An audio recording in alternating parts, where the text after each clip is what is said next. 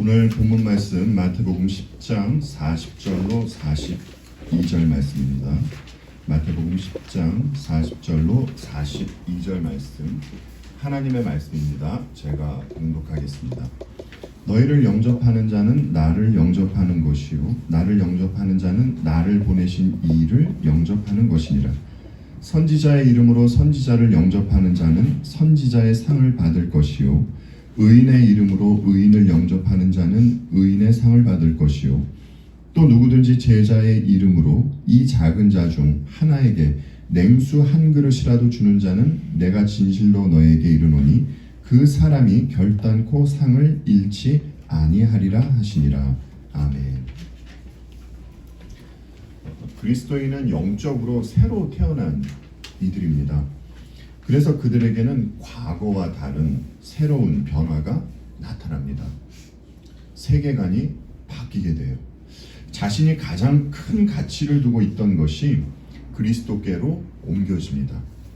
그래서 그리스도인은 삶을 살아가면서 여러 갈등과 때로는 핍박을 만나기도 합니다.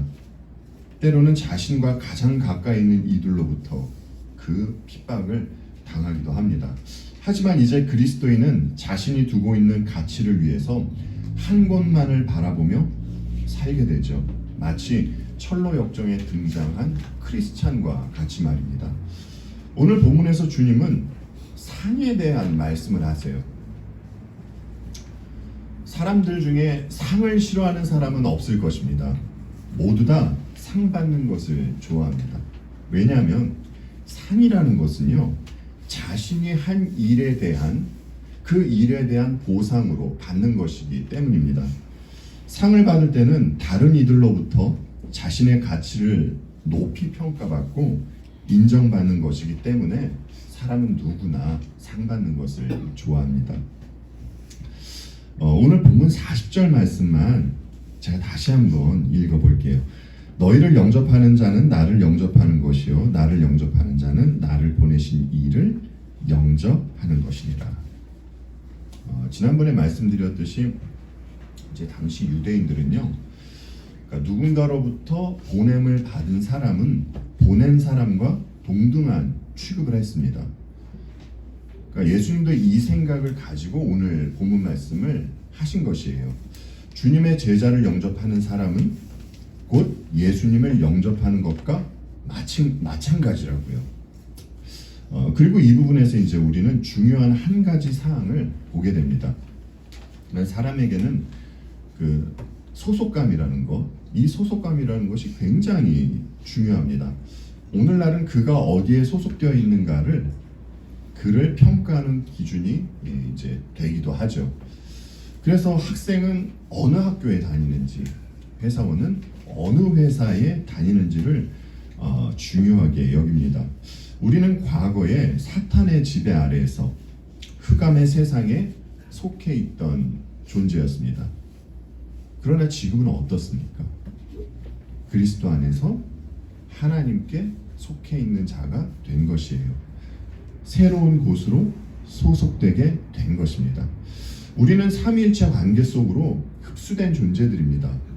이런 이유에서 주님의 제자를 영접하는 사람은 성부와 성자를 동시에 영접하게 되는 것이에요. 환원하면요, 복음을 받아들이는 사람은 삼위일체 하나님의 관계 안으로 들어오게 된 복된 존재라는 것입니다. 오늘 본문에서 주님은 작은 자에 대해서 말씀을 하세요. 사람들은 작은 자보다는 큰 자를 선호합니다. 이 말은요, 여러분, 키에 관한 것을 말하는 것이 아니라 그 사람 눈에 보이는 그 전반적인 것을 이야기하는 것입니다. 사실 이왕이면 찌질해 보이는 사람보다는 그럴듯해 보이는 사람을 선호하는 것이 우리이지 않겠습니까? 돈 많고 학벌 좋고 외모가 출중한 사람을 선호하는 것이 사람들입니다. 그런데 하나님은 이런 말씀을 하세요. 여러분께서 너무나 잘 아시는 말씀이시죠. 사람은 외모를 보거니와 나 여호와는 어디를 보신다고 그러시죠? 예, 중심을 보신다고 하세요. 사람은 겉으로 드러난 것을 보지만 하나님은 보이지 않는 마음, 그 부분을 보신다는 것입니다. 이와 같이 사람은 상대의 마음을 보기보다는 눈에 보이는 그럴듯해 보이는 그 일을 선호하는데, 이에 대해서 성경은요, 두 사람을 들어서 우리에게 보여줍니다. 여러분, 이 두 사람이 누구입니까? 예, 사울하고 다윗입니다. 여러분, 사울을 하나님께서 택하셨습니까? 아니면 백성들이 택했습니까? 네, 백성들이 택했습니다. 왜죠? 백성들이 왜 사울을 택한 것입니까? 예, 이래서 백성들이 사울을 택했습니다. 사무엘상 9장 1절로 2절 말씀입니다. 베냐민 지파에 기스라 이름하는 유력한 사람이 있으니 그는 아비엘의 아들이요 스롤의 손자요 베고랏의 증손이요 아비아의 현손이며 베냐민 사람이더라. 기스에게 아들이 있으니 그의 이름은 사울이요 준수한 소년이라. 이스라엘 자손 중에 그보다 더 준수한 자가 없고 키는 모든 백성보다 어깨 위만큼 더 컸더라. 여러분, 성경이 사울을 어떻게 묘사합니까? 키가 크고 준수한 소년으로 묘사하죠. 오늘날로 따지면 무슨 외모가 아랑드롱 정도 된 것 같아요. 이스라엘 자손 중에 사울보다 더 번듯해 보이는 사람이 없다고 해요. 백성들이 사울을 택한 것은 외적으로 볼 때 이 사울이 그럴듯해 보였기 때문입니다. 사람들은 이런 자를 환대한다는 것이에요. 하지만 하나님께서 택한 다윗은 어떻습니까, 여러분? 당시에 다윗의 가족이 그를 어떻게 대했죠? 예, 사무엘은 하나님의 명을 받고 다윗의 아버지 이새의 집으로 갑니다. 왜 그의 집으로 갑니까? 예, 이새의 아들 중에 세 왕을 골라 놓았다고 그렇게 하나님께서 말씀을 하셨기 때문이에요. 그런데 이새는 사무엘에게 자기 자식들을 다 보여주지만 다윗은 보여주지 않습니다. 왜죠? 예, 이새가 보기에는 막내 아들은 우리 말로 하자면 까미 되어 보이지 않기 때문입니다. 자기가 보기에는 다윗은 그저 양을 치기에 적합한 그렇게 작은 자로 보였기 때문이에요. 하지만 하나님은 누구를 마음에 두고 계셨습니까? 사람이 보기에 작은 자, 이 다윗을 마음에 두고 계셨던 것입니다. 이렇게 하나님으로부터 택함을 받은 다윗의 일생을 보면 그를 죽이려 하던 이제 두 명의 인물이 있죠. 한 사람은 지금 말씀드렸던 사울이고요. 다른 한 사람은 누구죠? 예, 압살롬입니다. 압살롬이 반역을 일으켜요. 그런데 그가 반역을 일으킬 때 그는 그냥 반역을 일으킨 것이 아닙니다. 당시의 민심을 보여주는 아주 짧은 대목이 있습니다. 제가 읽어볼게요, 여러분. 전령이 다윗에게 와서 말하되 이스라엘의 인심이 다 압살롬에게로 돌아갔나이다. 여러분, 백성들이 좋아한 압살롬의 외모가 어땠는 줄 아십니까? 온 이스라엘 가운데에서 압살롬 같이 아름다움으로 크게 칭찬받는 자가 없었으니 그는 발바닥부터 정수리까지 흠이 없음이라. 백성들이 좋아하던 사울이나 압살롬은요, 작은 자가 아닌 큰 자입니다. 다시 말씀드리지만 이것은 키를 말하는 것이 아니에요, 여러분. 사람들이 보기에 이들은 별 볼 일 없어 보이지 않고요, 대단해 보이는 자들이었습니다. 그러나 이들이 어떤 일을 저지릅니까? 예, 이들은요, 하나님의 사람을 죽이려고 해요. 사울은 다윗이 젊었을 때, 그렇죠? 그가 힘을 갖기 전에 그를 죽이려 했던 것이었고요. 압살롬은요, 다윗이 늙었을 때, 그가 힘이 없어 보였을 때 그를 죽이려고 했던 것입니다. 그러니까 사울이건 압살롬이건 다윗이 작은 자처럼 보이고 느껴질 때 그를 죽이려고 했던 것입니다. 여러분, 예수님께서 어떤 모습으로 이 땅에 오셨죠? 주께서 사울이나 압살롬과 같이 용모가 뛰어나셨습니까? 여러분 아시잖아요. 주님은 마른 땅에서 나온 뿌리와 같은 외모를 하고 계셨습니다. 주께는요, 흠모할 만한 아름다움이 없었어요. 주님은요, 돈도 없으셨고요, 학벌도 없었습니다. 게다가 별 볼 일 없어 보이는 외모를 하고 계셨어요. 그야말로 작디 작은 자로 계셨던 것입니다. 그래서 이런 주님께서 세상으로부터 어떤 대우를 받으셨습니까? 예, 멸시와 조롱을 당하시다가 사형대에 달리셨어요. 오늘 본문 42절 말씀을요, 새 번역으로 다시 한번 볼게요. 이 말씀을 보고 말씀을 계속 이어나가겠습니다. 내가 진정으로 너희에게 말한다. 이 작은 사람들 가운데 하나에게 내 제자라고 해서 냉수 한 그릇이라도 주는 사람은 절대로 자기가 받을 상을 잃지 않을 것이다. 주님은 제자를 작은 자로 말씀하세요. 주께서 왜 이렇게 말씀하신 것입니까? 예, 제자들이 세상에서는 작은 자로 보인다는 것을 주님은 잘 아셨기 때문입니다. 다른 말로 하면 세상의 눈으로 봤을 때는 제자들이 별 볼 일 없어 보인다는 것을 주님은 아셨던 것이에요. 그러면 별 볼 일 없어 보이는 제자들이 전하는 복음, 이 복음은 사람들에게 어떻게 들렸겠습니까, 여러분? 이게 이 복음 또한 별 볼 일 없게 들리는 것입니다. 여러분, 세상에서 생각 좀 한다는 사람들이 귀담아 듣는 것이 무엇입니까? 사도 바울이 이런 말하죠.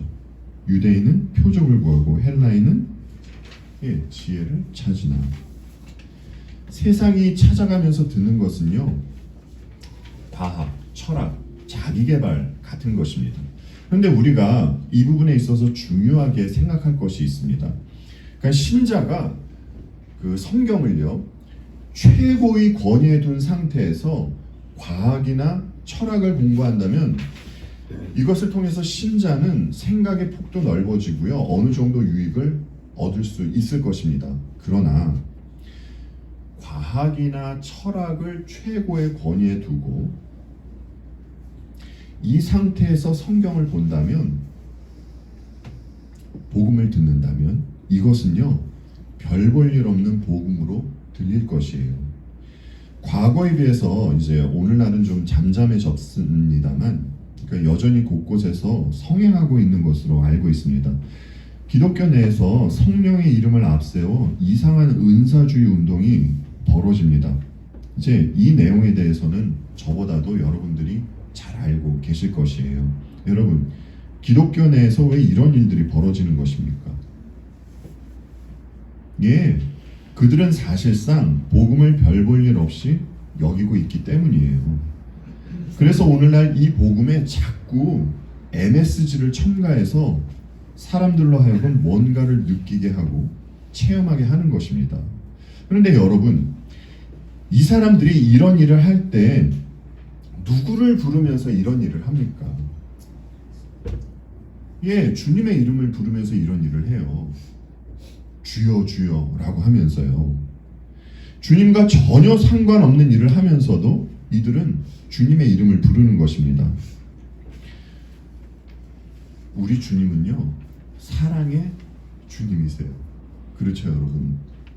그렇다고 해서 여러분, 주께서 이들을 모두 포용하고 이들을 받아주시나요? 아닙니다. 주님은 이들을 모른다고 하세요. 다른 말로 해서 이들은 이렇게 종교 행위를 하지만, 그것도 열심으로 하지만 이들에게는 구원이 없다라는 것입니다. 그리고 여기에서 이제 더 중요한 문제가 있습니다. 사람들이 복음을 별 볼 일 없이 여긴다는 것은요, 곧 누구를 별 볼 일 없이 여긴다는 것입니까? 예수 그리스도를 별 볼 일 없이 여긴다는 것이에요. 여러분, 여러 차례 말씀드렸습니다. 복음이 무엇입니까? 좁게 보자면 우리 주께서 십자가를 지신 일, 부활하신 일, 그렇죠? 이것이 우리들에게 복음입니다. 그리고 크게 보자면 예수 그리스도 자체가 복음이세요. 따라서 복음을 별 볼 일 없이 여긴다는 것은요, 예수님의 십자가 죽음과 주님 자체를 별 볼 일 없이 여긴다는 것입니다. 여러분이 얼마나 무서운 일입니까? 그리고 오늘 본문 41절을 보시면 주님은 이런 말씀을 하세요. 선지자의 이름으로 선지자를 영접하는 자는 선지자의 상을 받을 것이요 라고 말입니다. 선지자를 영접한 이들에게 주어지는 상이 있다라고 하시죠. 성경에서 이를 보여주는 곳이 있습니다. 그 중에서 한 곳을 잠시 볼게요. 열왕기하 4장 8절로 11절 말씀을 세 번역으로 함께 보겠습니다. 하루는 엘리사가 수넴 마을을 지나가게 되었는데 그곳에 한 부유한 여인이 있었다. 그가 엘리사에게 음식을 대접하고 싶어하여 엘리사는 그곳을 지나칠 때마다 거기에 들러서 음식을 먹곤 하였다. 그 여인이 자기 남편에게 말하였다. 여보, 우리 앞을 늘 지나다니는 그가 거룩한 하나님의 사람인 것을 내가 압니다. 이제 옥상의 벽으로 둘러진 작은 다락방을 하나 만들어서 거기에 침대와 탁자와 의자와 등잔을 갖추어 놓아둡시다. 그래서 그가 우리 집에 들으실 때마다 그곳에 들어가서 쉬시도록 합시다. 하루는 엘리사가 거기에 갔다가 그 다락방에 올라가 누워 쉬게 되었다. 아멘. 여러분이 잘 아시는 엘리사와 수넴 여인의 이야기입니다. 수넴 여인은요, 하나님의 선지자 엘리사를 잘 맞이하고 접대합니다. 이것이 계기가 되어서 수넴 여인은 남편의 나이가 많음에도 불구하고 아들을 얻게 돼요. 귀한 아들을 얻게 됩니다. 그런데 몇 년이라는 시간이 흐른 뒤에 어느 날 이 아이는 그만 머리의 통증을 호소하면서 어머니 이 수넴 여인의 무릎에서 죽음을 맞이하게 됩니다. 이 여인은 이 사실을 엘리사에게 찾아가서 급히 알립니다. 여인의 말을 들은 엘리사는 이제 죽은 아이가 있는 곳으로 오고 그 아이를 살려내십니다. 여러분, 이 이야기가 어느 이야기와 비슷하다라는 것을 느끼실 거예요. 이 이야기가요, 열왕기상 17장에도 비슷한 이야기가 나옵니다. 엘리사의 스승이시죠. 엘리야가 등장하는 부분입니다. 여기서는 엘리야하고 사르밧 과부가 등장을 하는데 여기서도 사르밧 과부는요, 하나님의 선지자를 맞이합니다. 그리고 과부의 아들이 죽었을 때 이제 엘리야는 그 아들을 살려내죠. 여러분, 두 여인에게 공통점이 있다는 것이 보이죠? 이 두 여인의 공통점은요, 하나님의 선지자를 맞이했다라는 것이에요. 이들은 분명히 선지자, 참 선지자를 맞이했습니다. 그런데 오늘 본문 말씀대로라면 이 여인들은요, 상을 받아야만 하는 것이에요. 여러분, 여인들이 어떤 상을 받았습니까? 선지자를 맞이한 여인들에게는 또 다른 공통점이 있죠. 그것은요, 두 여인 모두 아들이 죽었다가 다시 살아난 것을 경험했다는 것이에요. 이것을 조금 넓혀서 생각해 보면 두 여인들은요, 훗날 참 선지자이신 예수 그리스도로 말미암아 경험하게 될 부활을 미리 경험한 것이에요. 환원하자면요, 그들은 선지자를 맞이했기 때문에 복음의 능력을 미리 맛보았던 것입니다. 이것이 두 여인이 받은 상이에요. 여러분, 오늘날에도 특별한 선지자 직책을 하고 있는 사람들이 있습니까? 특별한 선지자 직책이 있나요? 예, 없습니다. 그럼에도 불구하고 여전히 자신이 선지자라고 하면서 상을 운운하는 자들이 있습니다. 그런데 그들이 말하는 상이라는 것을 들어보면 순전히 세상 것을 말하는 것입니다. 내세 받을 상 또한 세상적인 것을 들어서 이야기를 하더라고요. 이 시대에는요, 과거와 같은 그런 선지자가 없습니다. 그리고 성경이 말하는 상이란 그들이 말하는 상과는 전혀 상관이 없는 것이에요. 각설하고요. 본문을 보면서 이런 질문이 듭니다. 예수님 당시에는 제자들을 영접하는 자들이 상을 받았습니다. 그런데 이제는 선지자가 없잖아요. 그렇다면 오늘을 살아가는 우리는 어떻게 선지자를 받아들이고 어떻게 상을 받게 되는 것입니까? 요한복음 4장을 보시면 이곳에는 주께서 사마리아 여인과 대화하시는 장면이 소개됩니다. 여인은 주님과 대화를 해요. 여인은 무언가를 깨닫고 주님을 향하여 이런 말을 합니다. 여자가 이르되 주여 내가 보니 선지자로 소이다. 예, 여인이 예수님을 정확히 보고 말한 것입니다. 예, 예수님께서 선지자 중에 선지자이신 것입니다. 이런 선지자에 대해서 그리고 선지자가 하신 말씀에 대해서 기록한 책이 성경입니다. 따라서 오늘을 살아가는 우리는 성경을 믿고 받아들이면서 주께서 말씀하신 상을 얻게 된다라는 것이에요. 오늘 본문 42절 말씀만 다시 한번 제가 읽어볼게요. 또 누구든지 제자의 이름으로 이 작은 자 중 하나에게 냉수 한 그릇이라도 주는 자는 내가 진실로 너희에게 이르노니 그 사람이 결단코 상을 잃지 아니하리라 하시니라. 그러니까 당시 이 로마 사회에서 누군가에게 냉수 한 그릇 주는 것은요, 작은 호의였습니다. 그런데 우리가 생각해봐야 할 것은요, 예수님의 제자들은 이런 냉수 한 그릇조차도 얻기가 힘들었다는 것이에요. 그래서 주님이 오늘 본문 말씀을 하신 것입니다. 다른 말로 하면 제자들은 사람들로부터 작은 호의조차 얻기가 힘들다는 것입니다. 그런데 생각해보면 그러니까 우리 주님은요, 크다라는 단어가 무색할 만큼 크신 분이십니다.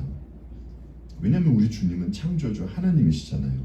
그런데 천지를 창조하실 정도로 크신 분께서 어떤 모습을 이 땅에 오셨습니까? 인간의 몸을 입으시고 아기 예수로 오셨습니다. 그리고 주님은 머리 둘 것 없는 생활을 하셨어요. 세상의 관점으로 본다면 그 누가 봐도 주님은 별 볼 일 없는, 그렇죠, 그저 목수의 아들로서 작은 자 중에 작은 자로 사신 것입니다. 그렇다면 주님은 왜 이토록 작은 자의 모습을 하고 계셨던 것입니까? 예, 당신의 백성을 구원하시기 위해서 이런 모습으로 계셨던 것이에요. 그래서 주님은 작은 자의 모습으로 십자가에 달리신 것입니다.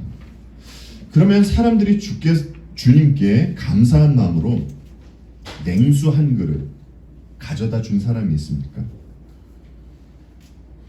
아니요.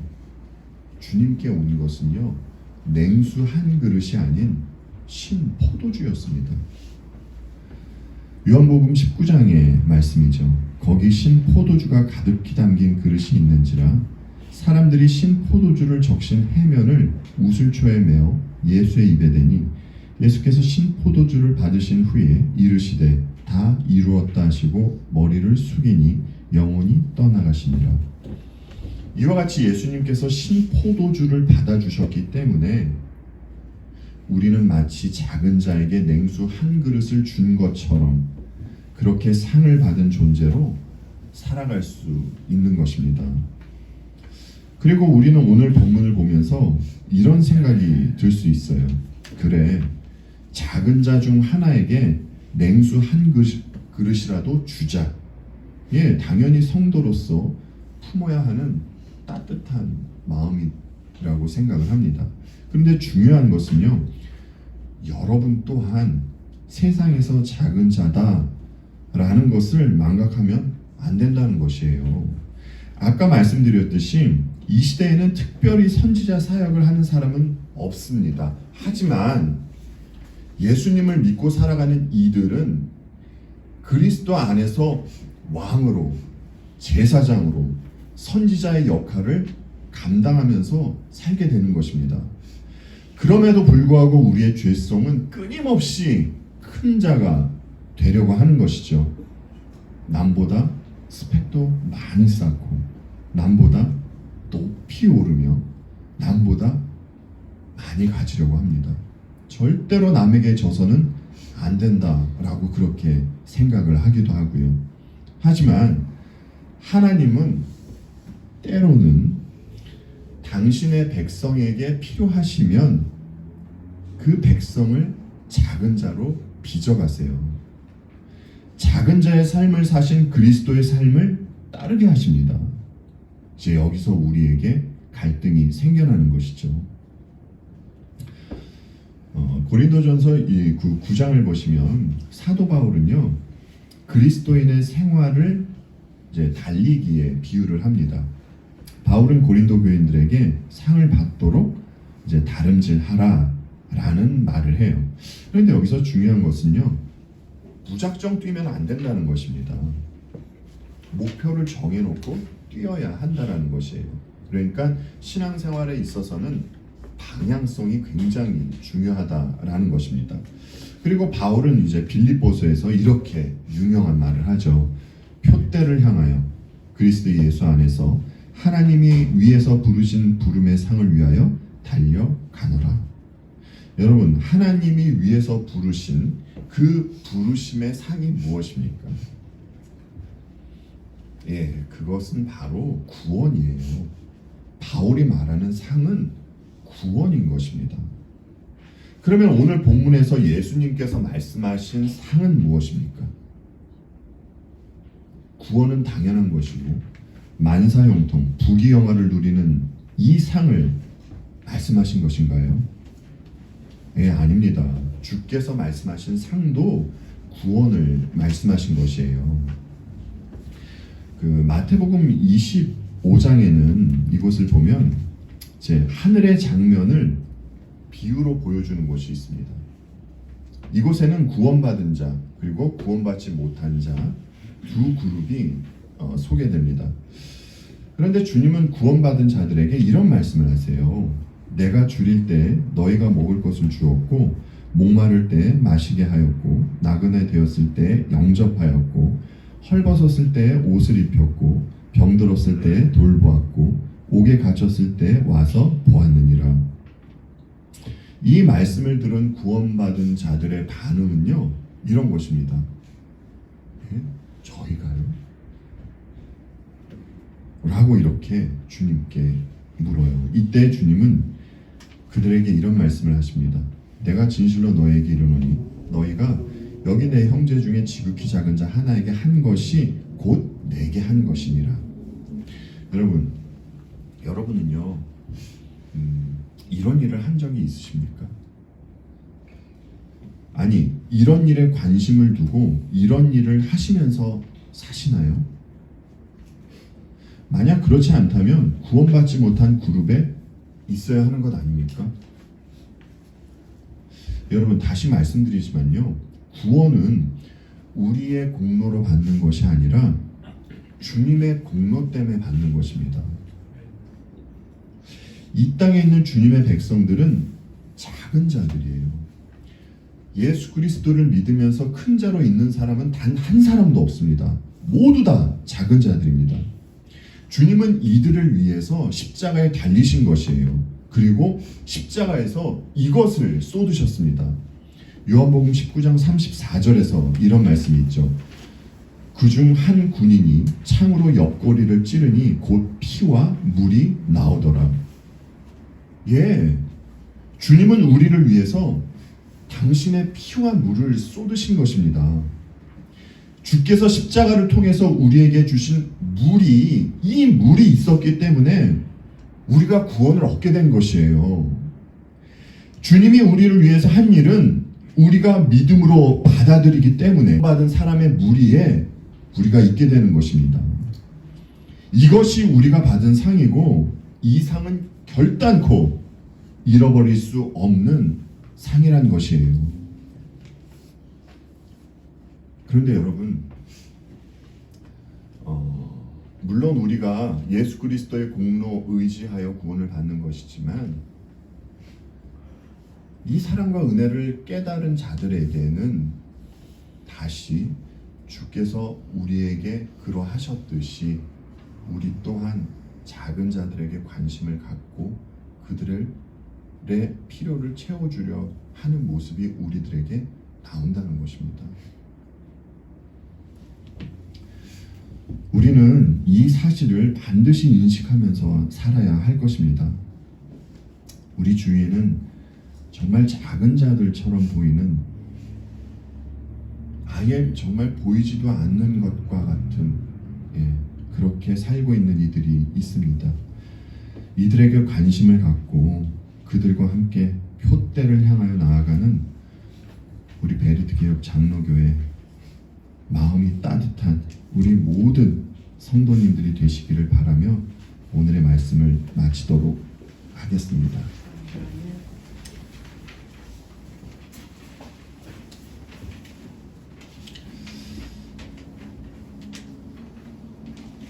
아버지 하나님, 오늘 또 본문을 통해서 저희들이 살펴보았습니다.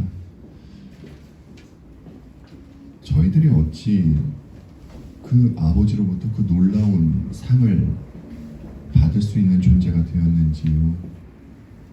우리가 잘해서가 아니라 주께서 우리에게 하신 일로 말미암아 우리는 그 놀라운 상을 받았습니다. 이 상은 취소되지도 않고 잃어버릴 수도 없는 영원한 상임을 아버지께 고백하고 감사의 말씀을 드립니다. 아버지, 이 상을 받은 자로서 이 땅 가운데에서 세상의 일이 일비하지 아니하고 아버지 바라보며 또 아버지만을 찬양하며 그렇게 살아가는 저희가 될 수 있도록 도와주시옵소서. 감사드리옵고 우리 주님 예수 그리스도 이름 받들어 기도하옵나이다. 아멘. 저희가 함께 성찬을 나누도록 하겠습니다.